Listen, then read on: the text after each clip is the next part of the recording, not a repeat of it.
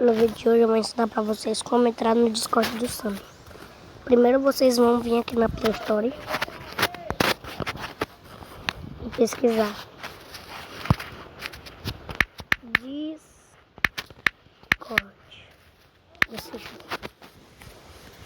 O dia que vocês vão aqui no Discord e abrir,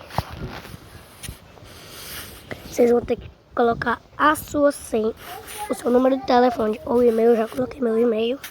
E criar uma senha também. Uma senha boa. Aí, né, quando... Aí, né, você... Aqui, ó. Vou tirar a senha aqui. Quando você encontrar esse aqui, você vai vir aqui pra cima. E aqui, Bombardeiro mais Nelson. E aqui é o Discord do Sami. Espero que vocês tenham gostado do vídeo. E falou!